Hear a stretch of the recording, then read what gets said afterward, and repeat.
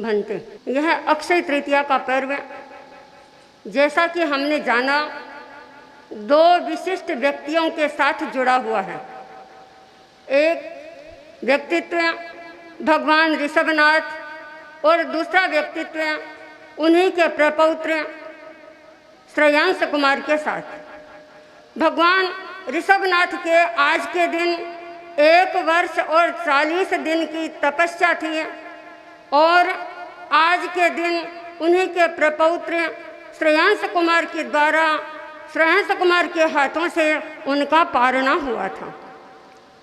तपस्या क्यों की जाती है, इस बारे में मैंने आचार्य श्री महाप्रज्ञ जी के साहित्य को देखा तो मैंने पढ़ा कि जो व्यक्ति तपस्या करता है उसका तेजो शरीर दीप्त होता है और जिसका तेजस शरीर विकसित होता है उस व्यक्ति का आभा मंडल तेजोमय बनता है और जिसका आभा मंडल तेजोमय बनता है उसका व्यक्तित्व आकर्षक होता है।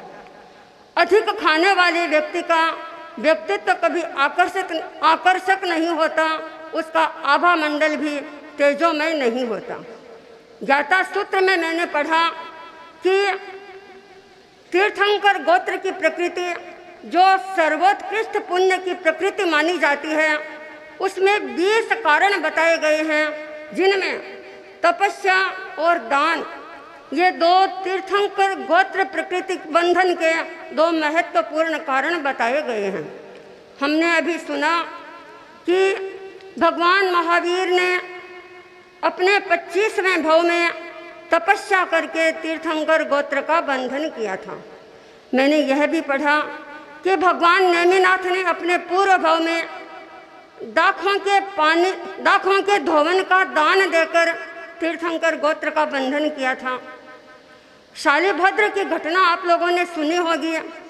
उसने अपने पूर्व जन्म में, जो कि एक गरीब माँ का पुत्र था, घर में खाने के लिए कुछ नहीं था, उसकी माँ दूसरों के घरों में आटा पीसकर अपना पेट पालती थी।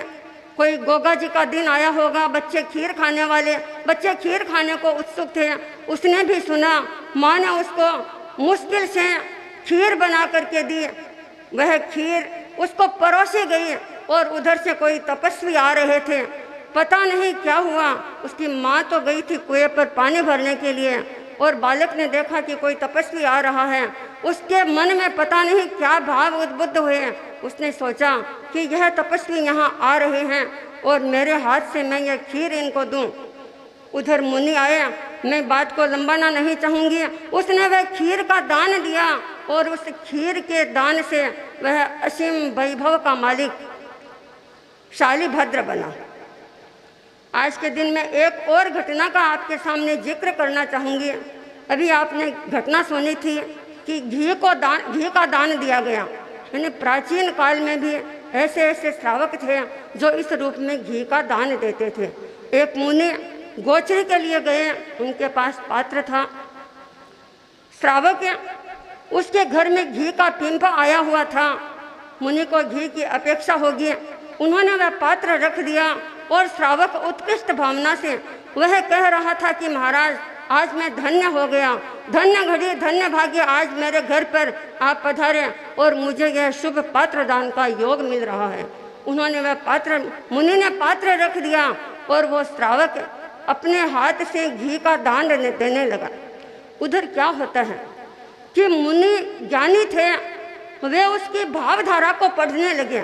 उसके ललाट पर भीतर में जो रेखाएं खींच रही थी उनको पढ़ने लगे और उनको लगा कि यह दान देकर किस प्रकार अपने कर्मों के वृंद काट रहा है, यह नीचे से ऊर्ध्वारोहण कर रहा है, इसकी गति ऊपर से ऊपर हो रही है। लेकिन इधर क्या होता है कि वो श्रावक दान दे रहा था, देते देते पात्र भरने लगा। अब श्रावक के मन में आया, रे यह क्या, ये मुनि तो मना ही नहीं करते हैं, लेते ही जा रहे हैं, ये पात्र भर रहा है, अगर कहीं नीचे गिर गया घी, मैं हाथ को रोकूं यह भी मुझे अच्छा नहीं लगता। लेकिन उसके भावों में उतार तो कम हो गया, नहीं उसके भावों में उतार आने लगा, चढ़ाव कम हो गया। मुनि ने देखा, मुनि तो केवल उसकी भावधारा को पढ़ रहे थे। उनके मुंह से निकला, अरे गिर मत गिर मत गिर मत। तो श्रावक ने कहा, नहीं गिरेगा तो और क्या होगा, यह तो पात्र भर गया तो नीचे गिरने का ही है। तो मुनि ने कहा, अरे ये क्या हुआ, मैंने तो देखा ही नहीं, मैंने पात्र को नहीं देखा। तो कहा, महाराज अभी आप क्या बोल रहे थे कि गिर मत। तो कहा, मैं तो तेरी भावधारा को पढ़ रहा था कि तू किस प्रकार ऊर्ध्वारोहण कर रहा था। तो श्रावक ने कहा कि महाराज अब मैं और दूं, आप दूसरा पात्र रखिए।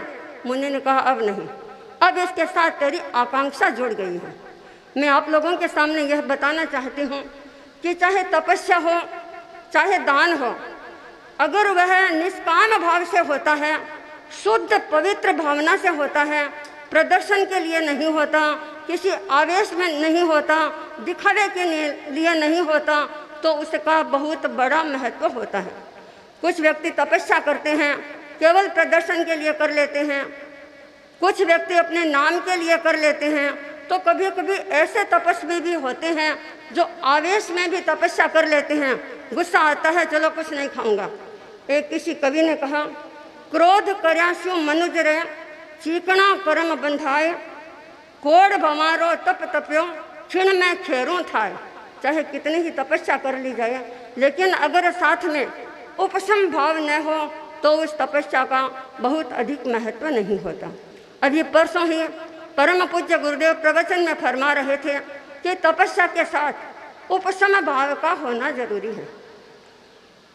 आज का यह कार्यक्रम परम पूज्य गुरुदेव की मंगल सन्निधि में हो रहा है और मैं परम पूज्य गुरुदेव को महातपस्वी के रूप में देख रही हूँ, क्योंकि आप लोगों को पता होगा कि गुरुदेव के कोई उपवास नहीं है, गुरुदेव के कोई बरसी तप नहीं है, न कोई बड़ी तपस्या है। लेकिन आप लोगों को याद होगा, जब उदयपुर चातुर्मास था, उस समय क्षमा याचना के दिन गुरुदेव ने फरमाया था, उस दिन गुरुदेव महाप्रज्ञ ने फरमाया था कि महाश्रमण महान तपस्वी है, महातपस्वी है। महातपस्वी कौन होता है? जिसका इंद्रिय विजय पुष्ट होता है, जिसका आहार संयम पुष्ट होता है और जिसका उपशम भाव पुष्ट होता है, वह महातपस्वी होता है। तो आज का यह महान पर्व महातपस्वी के चरणों में, महातपस्वी की मंगल सन्निधि में हो रहा है। प्रभु, जितने तपस्वी उपस्थित हैं और जितने भी यहाँ के व्यक्ति जो कि इनकी अनुमोदना में उपस्थित हैं, मैं आशा करती हूँ कि आप श्री से ये उपशम भाव का सबक लेकर अपने आप को उपशम की दिशा में गति करेंगे और जितने भी तपस्वी हैं वे उपशम भाव का विकास करते हुए साथ में इंद्रिय जय की साधना भी करेंगे। इसी भाव के साथ मैं अपना